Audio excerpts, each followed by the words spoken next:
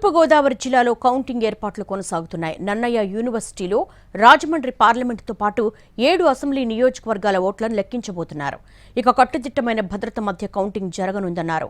జిల్లా ఎన్నికల రిటర్నింగ్ అధికారి మాధవీలత 4వ తేదీ ఉదయం 8 గంటల నుంచి ఓట్ల లెక్కింపు ప్రారంభమవుతుందని చెప్పారు. అంతేకాదు మొదట కొవ్వూరు అసెంబ్లీ నియోజకవర్గం, చివరిగా రాజమండ్రి రూరల్ నియోజకవర్గం ఎన్నికల ఫలితాలు వస్తాయంటున్న జిల్లా ఎన్నికల రిటర్నింగ్ అధికారి మాధవీలతతో మా రాజమండ్రి ప్రతినిధి శ్రీనివాస్ ఫేస్ టు ఫేస్.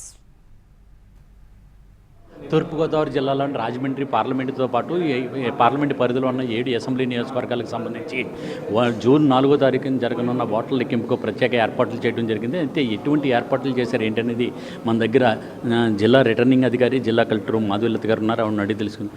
ఎటువంటి ఏర్పాట్లు చేశారు? మనకి నన్నయ్య యూనివర్సిటీలో ఆల్రెడీ ఈవీఎంస్ భద్రపరచడం జరిగింది. స్ట్రాంగ్ రూమ్స్లో ప్రతి స్ట్రాంగ్ రూమ్ పక్కనే కౌంటింగ్ హాల్ని ఏర్పాటు చేశాము.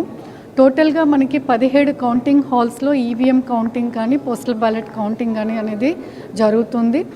వీటన్నిటికీ సంబంధించి బ్యారికేడ్స్ కానీ, counting agents entry, counting staff entry, వీటన్నిటినీ కూడా మనం అక్కడ ఒక ప్రక్రియ అనేది చేపట్టడం జరుగుతూ ఉంది.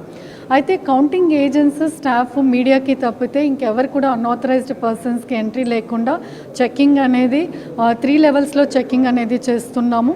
మెయిన్ 2 కిలోమీటర్స్ ముందే మనకి దివాన్ చెరువు దగ్గర ఒకటి, జంక్షన్ దగ్గర ఒకటి, అండ్ అదేవిధంగా ఇటుపక్క అనపర్తి అండ్ రాజనగరం నుంచి వచ్చే వాళ్ళకి రాజనగరం జంక్షన్ ఏదైతే దుర్గమ్మ టెంపుల్ జంక్షన్ ఉందో అక్కడ చెక్కింగ్ అనేది చేసుకొని ఓన్లీ ఈ 3 కేటగిరీస్కి సంబంధించిన వాళ్ళని లోపలికి తీసుకుని రావడం జరుగుతుంది. ఓట్ల లెక్కింపు ఎన్ని గంటలకు ప్రారంభమవుతాయి? ఫలితాలు ఎప్పుడు? మనకి టోటల్గా ప్రతి నియోజకవర్గం కౌంటింగ్ హాల్లో 14 టేబుల్స్ వేయడం జరిగింది. సో 14 పోలింగ్ స్టేషన్స్ ఈచ్ రౌండ్లో మనకి జరుగుతుంది కాబట్టి కౌంటింగ్. కోవూరులో మనకి 13 రౌండ్స్కి కౌంటింగ్ కంప్లీట్ అవుతుంది. సో ఫస్ట్ అరౌండ్ 12:40 to 1 మధ్యలో కోవూరు ఫలితాలు అనేది వెలువడతాయి.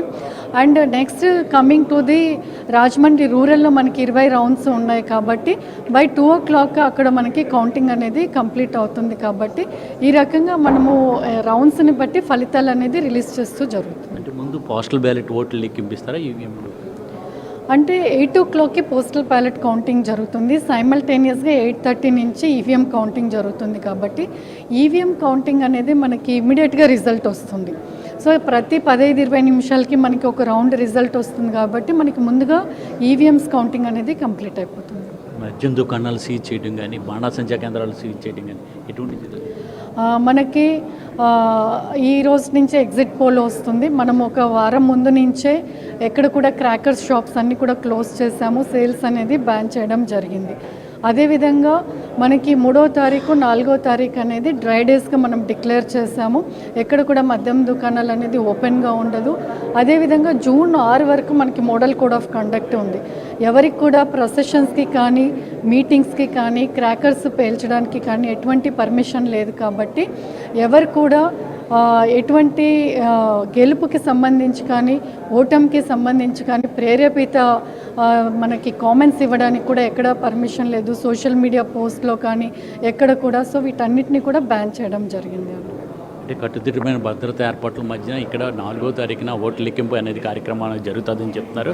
అయితే దీనికి సంబంధించి అన్ని రకాలైన భద్రతా ఏర్పాట్లు చేయడంతో పాటు ఇక్కడికి వచ్చే ట్రాఫిక్ని కూడా మళ్లించడం కూడా జరిగిందని చెప్పేసి కలెక్టర్ మాధవీలత చెప్పడం జరుగుతుంది. కెమెరామెన్ వాసుతో శ్రీనివాస్, ఎన్టీవీ, రాజమండ్రి.